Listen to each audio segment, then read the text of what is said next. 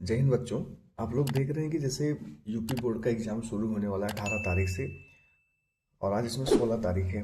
तो बच्चों, इसी को ध्यान में रखते हुए हमने क्या किया है कि हाई स्कूल यानी क्लास 10th के लिए, जैसे ये देख रहे हैं आप लोग कि मतलब 10th class science notes in Hindi chapter 1 chemical reaction and equation, यानी जो रासायनिक अवक्रियाएं और समीकरण होता है वो क्या होता है और कैसे होता है, वो मतलब केमिकल रिएक्शन क्या होता है, इसका नाम क्या होता है, कैसे क्या होता है, ये सारी चीज़ें, ये जैसे आप लोग देख रहे हैं बच्चों, ये अध्याय एक यहाँ पे लिखा गया है, रासायनिक अवक्रिया और समीकरण। तो कहने का मतलब ये एक एक चीज इसमें सब कुछ है और पूरा पीडीएफ है। तो हम लोग क्या करेंगे कि आज इसी पीडीएफ को पूरा पढ़ेंगे, उसके बाद पूरा समझेंगे जितनी भी सारी चीजें हैं। ये तो एक, उसके बाद और सारा मतलब है जो भी है, इसको हम लोग ध्यान में रखते हुए पढ़ते हुए चलेंगे बच्चों आराम से।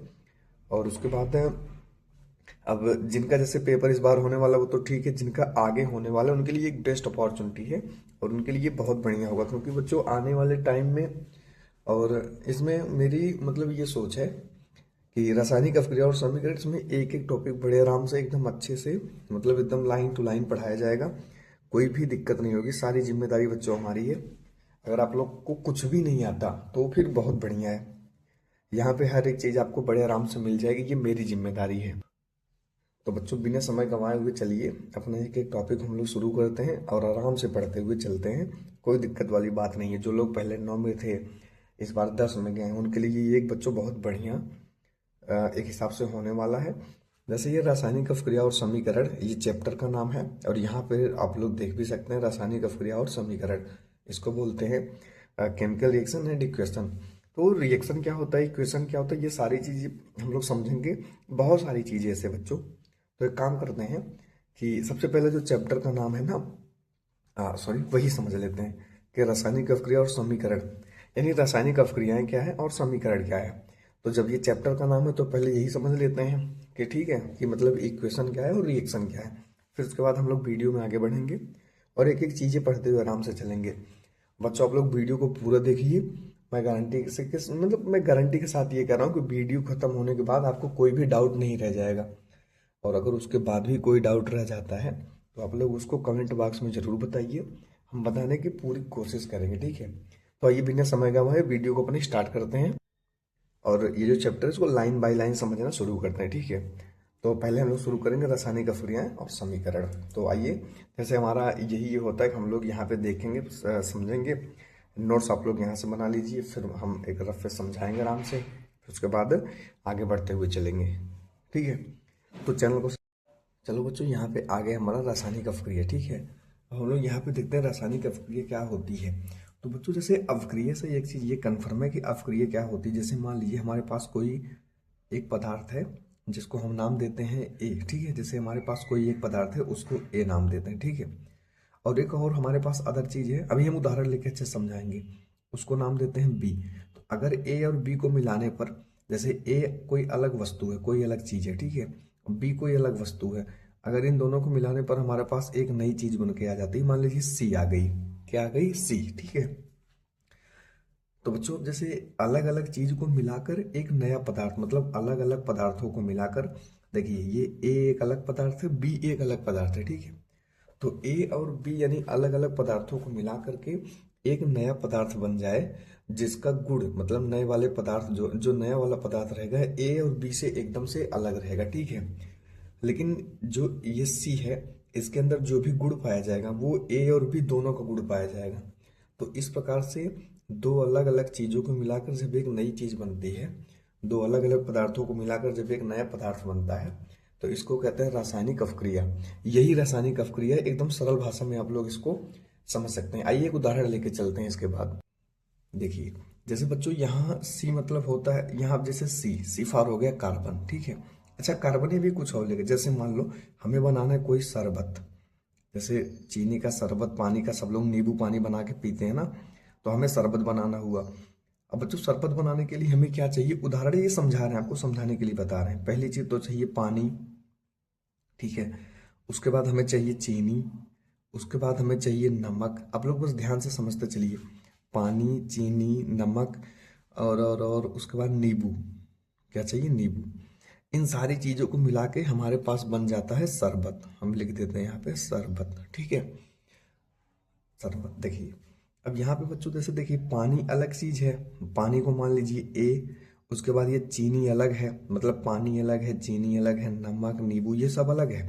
लेकिन इन सब को जब हम मिलाते हैं तो मिलाने के बाद बन जाता है शरबत। अब जबकि शरबत क्या है, अब देखो शरबत पीते हैं तो कैसा लगता है। शरबत पियेंगे तो पहली बात तो पानी वाला है ही, शरबत पियेंगे तो हल्का मीठा भी लगेगा, नमकीन भी लगेगा क्योंकि नमक पड़ा है इसमें।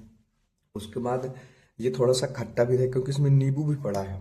तो बच्चों ऐसे ही मतलब जब अलग अलग पदार्थों को मिलाकर एक नया चीज़ हम लोग बना देते हैं तो इसको बोलते हैं रासायनिक अपक्रिया, ठीक है। ये समझाने के लिए बताएं, फिलहाल रासायनिक अपक्रिया कुछ डिफरेंट डिफरेंट कुछ नहीं होती।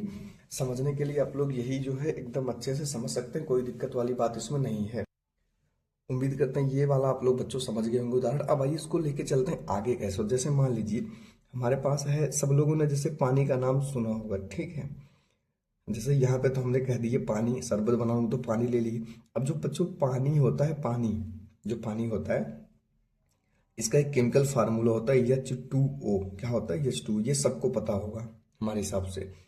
तो H2O का मतलब है कि जैसे यहाँ पे H2 मिलाएंगे प्लस उसके बाद O मिलाएंगे यानी ऑक्सीजन, तो ये हमारा बन जाता है H2O यानी पानी बन जाता है। क्या बन जाता है, पानी।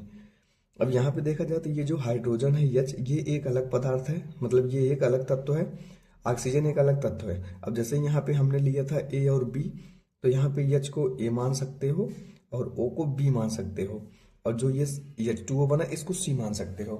यही उदाहरण हमने यहाँ पे समझाया था, ठीक है। उम्मीद करते हैं समझ गए होंगे आप लोग। तो यहाँ पे H2 प्लस O, उसके बाद H2O, यहाँ पे A B C ऐसे मान सकते हैं, या तो ये वाला आप समझ सकते हैं, ठीक है। तो ये ऐसे ही यही मतलब होता है रासायनिक अपक्रिया बच्चों, कि इसी को बोलते हैं केमिकल रिएक्शन, ठीक है। यानी दो अलग अलग चीज़ों को मिलाकर, दो अलग अलग चीज़ों को मिलाकर जब एक नया पदार्थ बनता है तो उसको बोलते हैं रासायनिक अपक्रिया, या इसी को बोलते हैं केमिकल रिएक्शन, ठीक है। कोई दिक्कत वाली बात नहीं।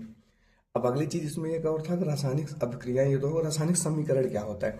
जैसे चैप्टर का नाम था रासायनिक समीकरण क्या होता है, इसी में हम लिख के बता देते हैं, 1 मिनट की इसी में समझा देते हैं रासायनिक समीकरण क्या होता है।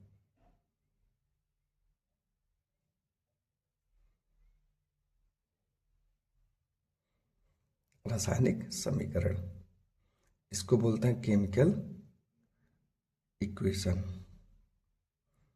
रासायनिक समीकरण इसको बोलते हैं केमिकल इक्वेशन। अब जो देखिए केमिकल इक्वेशन होता क्या, जरा ध्यान से समझिए, यही में समझ जाओगे, मतलब इसी में समझा दें। जैसे देखिए ये है रासायनिक अपक्रिया, ठीक है। अब जैसे रासायनिक अपक्रिया में हमने पानी लिया, चीनी, नमक, नींबू ये सब लिए, ठीक है। अब ये सब लिया, लेकिन ये तो हम हिंदी में लिखे हैं, कैसे लिखे ये हिंदी में। अब जो पानी होता है, पानी का सूत्र यहाँ पे लिख दिया गया है। ऐसे जो है चीनी का सूत्र जैसे इसके नीचे लिख दिया जाए, नमक का सूत्र यहाँ लिख दिया जाए, नींबू का जो है मतलब यहाँ पे कहने का मतलब रासायनिक अपक्रिया में जो भी चीजें हम प्रयोग कर रहे हैं, ठीक है सॉरी यहाँ से देखिए रासायनिक अपक्रिया में जो भी चीजें हम प्रयोग कर रहे हैं उसको उसके संकेत के रूप में लिखना, ठीक है। जैसे देखिए यहाँ पर, जैसे यहाँ पे पानी है H2, मतलब H2 को मतलब पानी कैसे बना है, हाइड्रोजन और ऑक्सीजन को मिलाकर।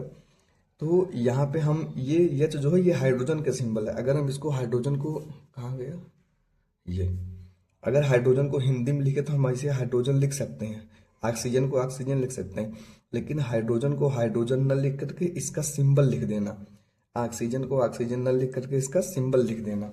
तो इसका सिंबल लिख देना यही होता है रासायनिक समीकरण। यानी किसी भी रासायनिक अपक्रिया में, ध्यान से सुनना परिभाषा, ठीक है। किसी भी रासायनिक अपक्रिया में भाग लेने वाले, किसी भी रासायनिक अपक्रिया में भाग लेने वाले तत्वों को उनके संकेत के रूप में लिखना। जैसे हाइड्रोजन का संकेत H है, ऑक्सीजन का संकेत O है, ठीक है। तो किसी भी रासायनिक अपक्रिया में भाग लेने वाले तत्वों को उनको संकेत के रूप में लिखना ही क्या कहलाता है, रासायनिक समीकरण, ठीक है। जैसे यहाँ देखिए क्या होता है रासायनिक समीकरण, एक बार अच्छे से समझ लीजिए। जैसे हाइड्रोजन प्लस ऑक्सीजन ये मिलाता है तो हमारे पास वाटर बनता है, यानी जल, ठीक है, यही बनता है। अब देखिए हाइड्रोजन और ऑक्सीजन मिलाएंगे तो पानी बनेगा, लेकिन हाइड्रोजन को हम लिख दें H2, ठीक है, यानी हाइड्रोजन का संकेत है, ऑक्सीजन को लिख दें O, ठीक है। अब इसको मिलाएंगे तो ये बन जाएगा बच्चों H2O। यहाँ तक समझ गए होंगे। तो कहने का मतलब ये है कि रासायनिक, ये तो रासायनिक अभिक्रिया हो गई, मतलब इसको इसको मिला रहे तो रासायनिक अभिक्रिया हो रही है।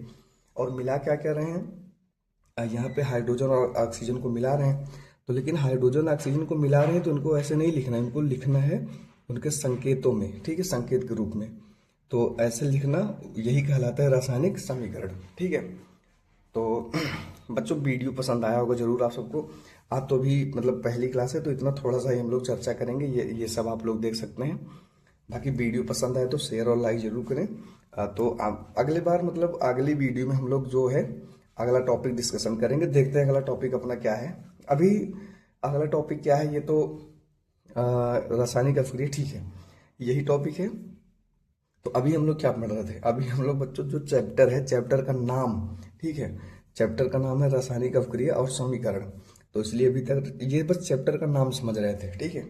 अब आप लोग समझ गए होंगे चैप्टर का नाम इतना बढ़िया से समझ रहे हैं तो फिर अंदर आने वाली चीज़ों को कितना अच्छे से हम लोग समझेंगे, इसमें दिक्कत नहीं है बच्चों। अगर अभी तक चैनल सब्सक्राइब नहीं की तो सब्सक्राइब जरूर कर ले। बाकी पढ़ते रहें, अभी से पढ़ना स्टार्ट कर दें, ये मत सोचे कि 1 साल का टाइम, ऐसी कोई बात नहीं है, समय चलता रहता है। मिलते हैं नेक्स्ट वीडियो में, तब तक के लिए जय हिंद।